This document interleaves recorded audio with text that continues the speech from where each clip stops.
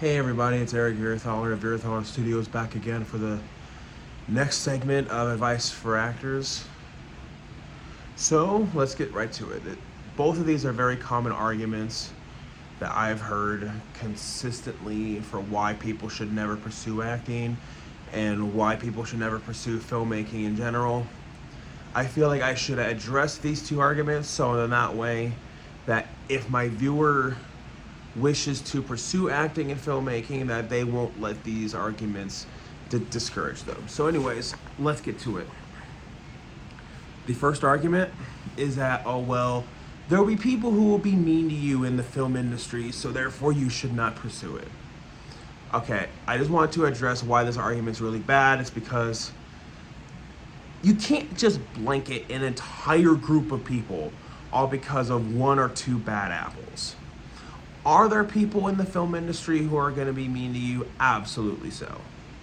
But that doesn't mean automatically everyone else in the film industry is going to be mean to you. I mean, people are not always going to be nice to you, regardless if it has to do with the film industry or not. Life is 10% what happens to you, and the rest of the 90 is how you respond to it. So if someone's going to be mean to you in the film industry, you want to know what you do? You stand up for yourself. Like, don't let people walk all over you. You know, show them who is the bigger man. Show them who is the better man. You know, if they're mean to you on set, then just report it. Now, if you're a SAG member, just report it to the Screen Actors Guild, report it to the director, or just report it to somebody who you trust. And the other argument that now, this is one of the big ones. This is definitely the most common argument that you will hear, is that acting and the film industry itself is very competitive. While yes, that is true that the film industry and acting in general are very competitive, but that's how business works. Because if you don't have competitors while being in a business, imagine how boring that would be. You know, you have competitors just to keep your motivation going. And what you do when you have competitors, you learn to adapt to, like a chameleon. Absorb all that information about what's going on within the business that you're in like a sponge. So look at the current trends. So this is something that I learned while taking business in college. Most businesses fail because they don't keep up with the times. A really good example. Although I love Sega defined my entire childhood. I've been a huge Sonic the Hedgehog fan for practically my entire life. But this is one of those things where facts don't care about your feelings. The reason why the Sega Dreamcast failed, well, one of the reasons why the Sega Dreamcast failed while the Sony PlayStation 2 succeeded was because DVDs were extremely popular at that time.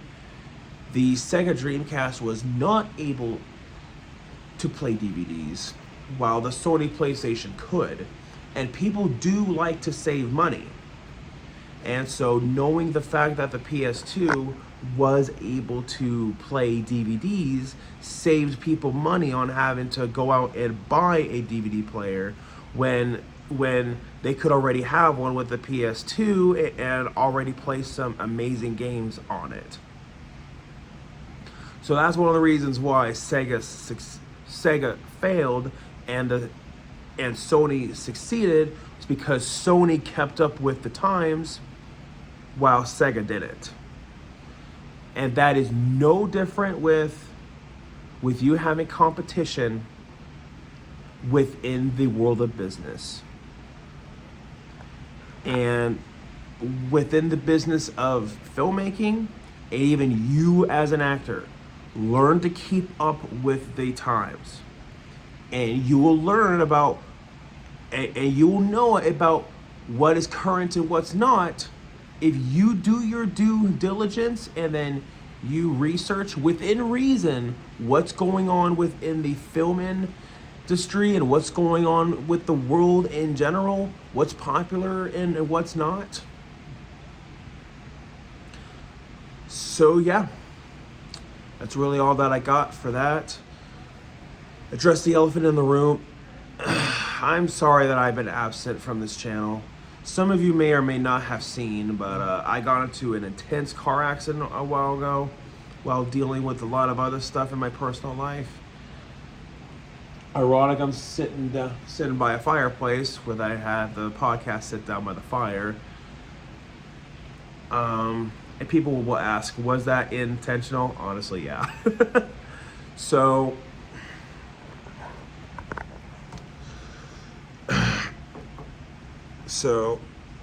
I've been focusing on taking care of the aftermath of my car accident, which is very justifiable. I mean, even before the car accident, I was already feeling stressed. But then the aftermath of the car accident just made things even worse. So a lot of the episodes of things that piss me off have been put on private because of copyright. Now look, we all love that iconic CKY song, but since it's under copyright, I can't monetize those videos when I'm trying to get my YouTube channel monetized. I tried the legal loophole with parody law because that's how Weird Al Yankovic is able to get away with all these copyrighted songs, is that he would use parody law. And that's even how Disney got away with having Sonic the Hedgehog in the Chip and Dale movie with Ugly Sonic, because of parody law, because they were making fun of that. They were making fun of that god-awful design. I tried that same loophole with the CKY song, but nobody wanted to go near that song because they were too scared with copyright. So that means things that piss me off, unfortunately, after 16 years, is being forced to have a new theme song. I know it's gonna be weird because I can't use that theme song anymore, but I gotta do what I gotta do.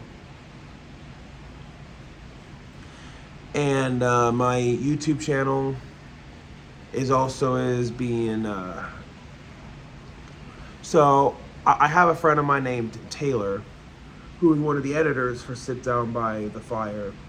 They're also helping to manage my YouTube channel. And yeah, so if you notice that some of my videos are not up anymore, and people are pointing out, so why is there only Sit Down by the Fire videos up now? Well, that's simply because Taylor has been managing my YouTube channel. So